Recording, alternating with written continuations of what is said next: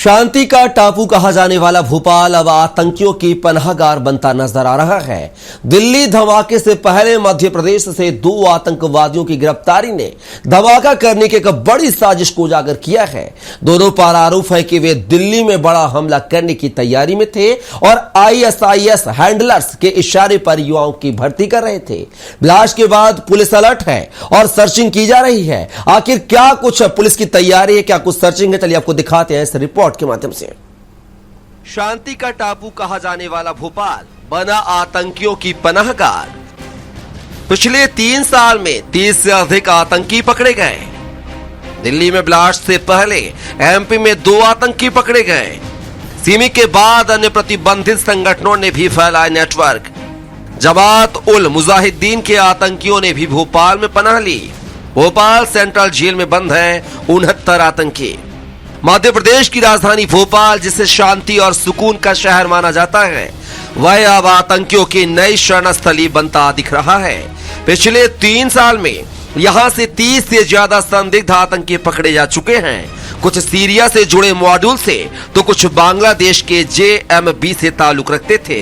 दिल्ली के special cell ने भोपाल से जिस आतंकी अदनान खान को गिरफ्तार किया था, उसे उत्तर प्रदेश की ATS ने साल 2023 में पकड़ा था।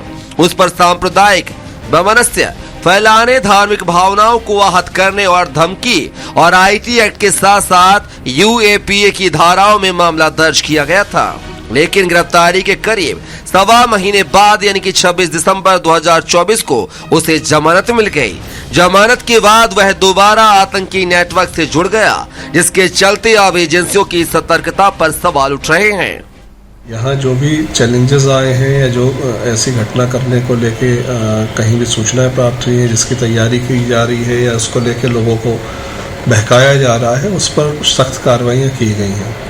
और अभी भी जो भोपाल में ऑपरेशन किया गया है वो दिल्ली पुलिस से प्राप्त सूचना के आधार पर मध्य प्रदेश पुलिस और दिल्ली पुलिस के द्वारा संयुक्त रूप से इसमें कार्रवाइयाँ की गई हैं और आने वाले समय पर भी सूचनाओं के आधार पर सख्त कार्रवाइयाँ की जाएंगी।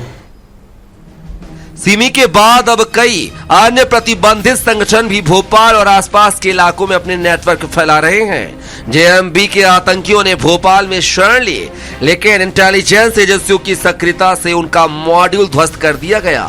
इसके बाद NIA ने शाहजहानाबाद इलाके से PFI और HUT जैसे संगठनों से जुड़े कई सदस्यों को गिरफ्तार किया है। जांच में सामने आया है कि कुछ युवक सीधे ISIS से संपर्क में थे। इन सब के बावजूद स्थानीय स्तर पर किराएदारों का समय पर सत्यापन नहीं होना सबसे बड़ी खामी साबित हुई है और आतंकियों ने इसी का फायदा उठाकर घनी बस्तियों में छुपने की जगह बना ली।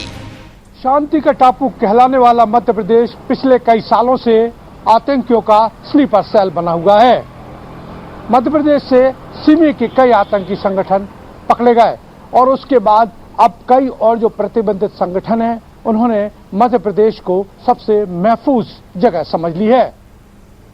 फिलहाल सुरक्षा एजेंसियां पूरे प्रदेश में हाई अलर्ट पर हैं। भोपाल, इंदौर, उज्जैन, ग्वालियर और जबलपुर में पुलिस लगातार सर्च और चेकिंग अभियान चला रही है। लेकिन बड़ा सवाल यह है कि आखिर आतंकियों के लिए भोपाल या पूरा मध्य प्रदेश मुनीब क्यों होता जा रहा है। जांच एजेंसियों को समय रहते इनकी भनक क्यों नहीं लगी। स्वराज एक्सप्रेस के लिए भोपाल से सरस्वती चंद्र की रिपोर्ट।